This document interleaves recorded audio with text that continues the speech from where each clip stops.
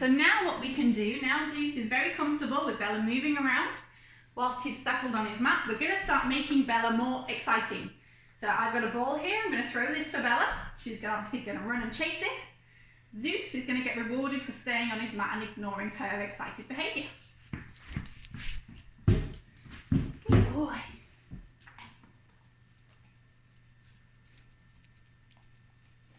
Thank you, Bella. Good girl.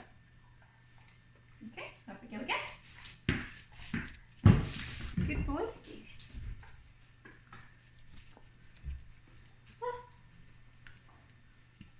Thank you.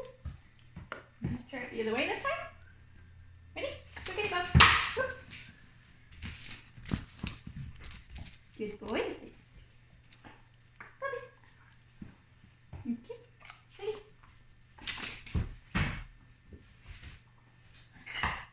Zeus is doing a great job of ignoring Bella. He's getting rewarded very often. Come on, Bubs. Good girl. Oops. Good girl.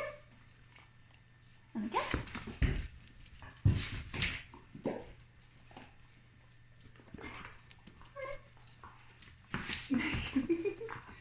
Good girl. Pat, come on. Give it me, cheeky girl. You're such a cheeky. Hold on, I can't throw anything if you don't give it me back. So Bella's almost stood on Zeus's head there and just still stayed settled, which is great. So he's going to get quite a big reward for that. He's been a very good boy. Yeah, Bella. Thank you. Good. Good girl. So we can now try a different game. Can you give me Juggy, Bella? Can you give me Juggy? Ready, Books? Come on. Right. Right. Right now, I want you treats. Nice treats. So instead of the ball,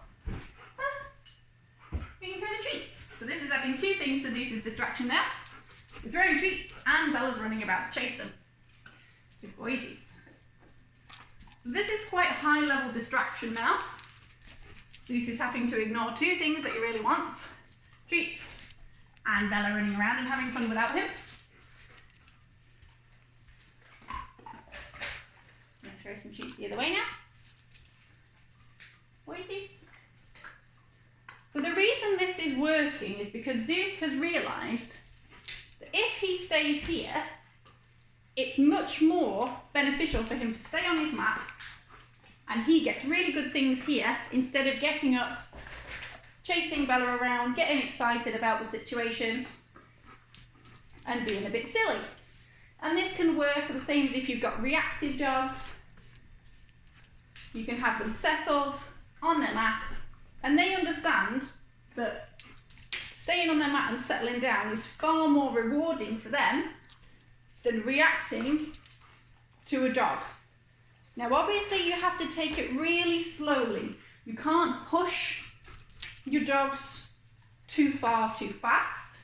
If you do that, they're going to continuously break their boundary and they're not going to learn anything in regards to self-control and you'll ruin the exercise. So you need to build it up slowly, which is why I haven't used Millie as the demonstration for this bit, because she's not up to this level yet. If she was, I would have used her, but she's not.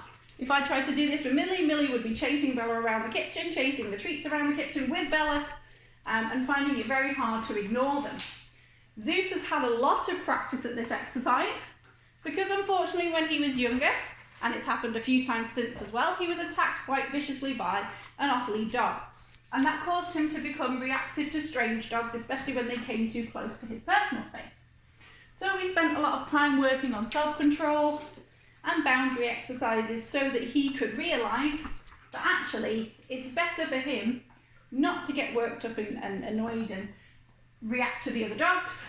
It's much better for him to stay relaxed and settled as much as he can. You can use this as well for other things. For example, people come into your house, you've got a dog that goes mad at the front door, knocking doorbells, you can use this to help them gain that self-control so when they hear the doorbell, they go to their mat and they settle. Again, it's something you have to build up. You start with the easy distractions first and build up to difficult things like that. But this can be used in all sorts of situations where you need your dog to make good choices of self-control. Taking them out for food, so pubs, cafes, things like that that allow dogs in. Again, you can use this as a self-control exercise around food. You can have them settled on their mat. They get rewarded on their mat for staying calm and settled instead of jumping up trying to steal the food off the table. Especially if they're baby puppies, they very much sort of thrive on attention. So getting them used to being settled and relaxed is also a really good exercise as well. So there's a lot of applications for this. It seems like a bit of a daft exercise when you first start doing it, but it has a lot of real world implications and you can use it for a lot of things.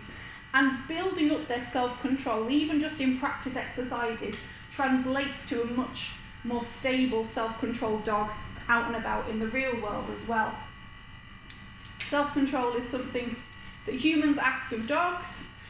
They have to go against a lot of their instincts to do it in some situations, so it can be hard for them. But the more you practice it with them, the easier it becomes. If you never practice your dog having good self-control, they won't, unless you're very lucky. So making sure you practice these behaviours is really, really important.